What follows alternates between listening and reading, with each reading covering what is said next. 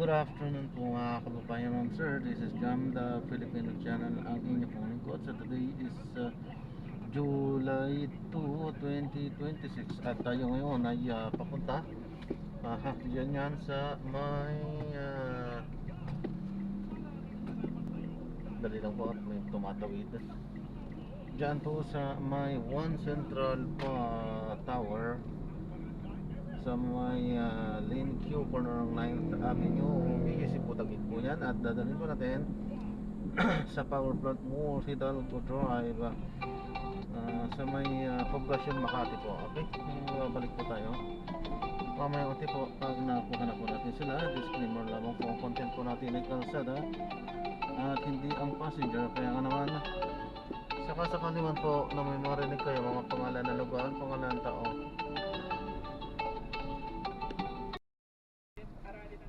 aralin yung mga games na yan. Kasi kung hindi po natin tatagain, hindi po natin magagabayan ang ating mga anak. And of course, I would like to say again, pag ang mga anak nyo po ay nasa tabi nyo, pero nagga-gadget, parang yan din po ay nasa labas ng bahay. Yan po ay kailangan nating siguraduhin na ang kausap ay talagang hindi masamang tao. Kailangan po natin siguraduhin na yung pinupuntahan niya ay safe po ng mga platforms. Kung paano natin sa tinuturuang tumawid ng ligtas, ganoon din po dapat ang pagturo natin ng paggamit ng gadget. So it starts with the family, it starts with children. We are pushing for digital education and literacy po talaga. But sabi ko nga, pag nag-fail ang magulang, alam mo naman, ni Jenny, hindi rin ako marunong masyado dahil inaaral ko lang, pero if we fail, dapat saluhin tayo ng eskwelahan. And we are happy to hear from Depend kahapon, saludo si Secretary Sani Angara at kina Yusek Malcolm Garma kahapon.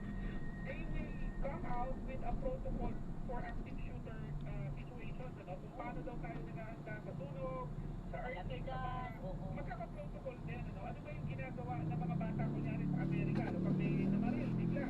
Pag may violence, alam ng mga bata kung saan pupunta, yung mga teacher, alam din ang gagawin. So, kami po excited dyan. Yan ay paulit-ulit ko rin sinasabi. Kailangan alam ng bata ang gagawin. And of course, yung mga gaming platforms po natin, if you are not safe for children, baka kayo ay mababan kung hindi nyo gagawin safe. So hopefully, hindi naman umabot sa gano'n. I hope they cooperate with the government. Pero maraming dapat tingnan ng gobyerno. And we are excited that, of course, we are sad with what happened. Pero ang silver lining po dito, napag-usapan, na-discover natin, malalim pala itong Ate Jenny. And we pray talaga, nalulungkot kami. We pray na hindi na maulit yung Tacloban, yung mga nangyari sa Cavite at iba pa po lugar. Everyone is praying and Yusek Tapan at nakakalungkot po. So, kayo po, on the Council for the Welfare of Children, sabi niyo meron kayong educational, about the literacy o dito sa social media nito. Ano po, What's your nickname here? Isahan at paano Frenny Zenny, ayan, Frenny Zen Amida, ayan. Hello Frenny, good afternoon sa Cavite. Abay, mahilig ka makuminom ng kape, bakit hindi mo subukan ng healthy na kape? Ang down to go coffee mix, ang kape na hindi naman tulong palakasin ang iyong resistensya, walang side effects, may santol, malunggay. Babalik sa kanila ang reklamong obstruction of justice laban kay Senador Robin Padilla na isa sa mga sinasabing tumulong kay De La Rosa. Nauna nang ipinalik ang reklamo sa PLP-CIDG para sa karagdagang investigasyon alinsunod sa Department Circular No. 40 o prima facie evidence with reasonable certainty of conviction. Ako si Mr. Samuel, Element sa Radio Digital Movie, balita ko ngayon. Maraming salamat. Tuesday News. Philippine Coast Guard, patuloy ang verification. Galing sa rocket launch ng China, tatagpuan din sila sa Palawan. Balita ko lang kay Glenn Nuevo. Glenn. Patuloy ang operasyon ng Philippine Coast Guard sa mga pagkakinig sa pamaraan sa alternative nila ng isa sa Puyo Palawan sa pininiwalaan nila ng observant ng China. Sa bagong Pilipinas ngayon, sinabi ni Coast Guard Spokesperson Commodore Noy Kayapia sa bagay sa isa na China ay halong doon at pero dapat sa sensitive ang Philippines. Pero, nagkakaroon ng ayun natin sa mga marking sa mga naon sila natin supreme sa dalawang ng Batangas. Ang iyong nagagayagayag na pag-uloy ang pag-ipagpupula sa mga dalawang naman kayagayag sa mga residente pagkakas sa mga pangisa na huwag magpahawakan sa maling namin ng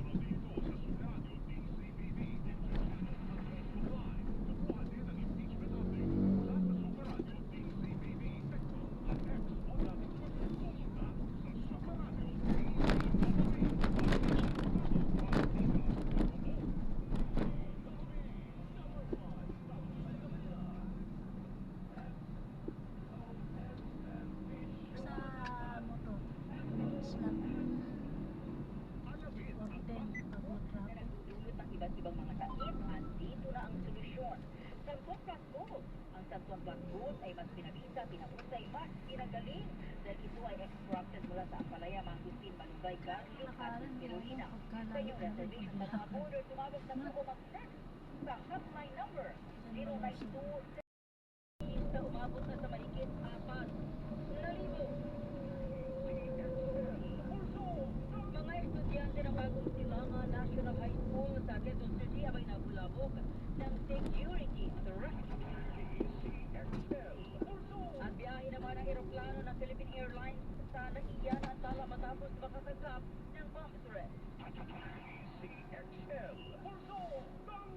Maulang araw ho ng Huwebes, Luzon, Visayas at Mindanao.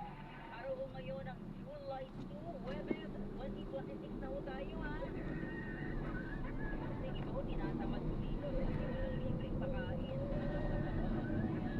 Sa Manila lang may libreng pakain. Pero talaga, mga kasama tayo mula sa Greenfield, San Juan, Metro Manila, nakakiyenta po si Radyo Manudes, Edgar. So, sabi ho ng SCRPO, Handa niya lang pera pag possible na may mga tayo gusto violations. mo ng pera no? Kaya po, binawi yung sa Maynila. Sabi ko nga kanina, pag pupunta ka ng Maynila, dami ko doon di ba?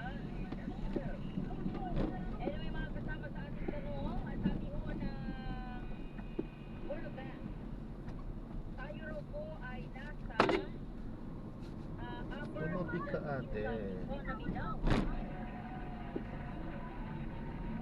Ako ho, sa isang simpleng termino, kapag namasok ko upper middle income economy, feeling ko mayaman na tayo. Di ba? Kapag narinig ito, wow, three Filipinos, feeling ko mayaman na tayo. Pero ano ba yung upper middle income economy?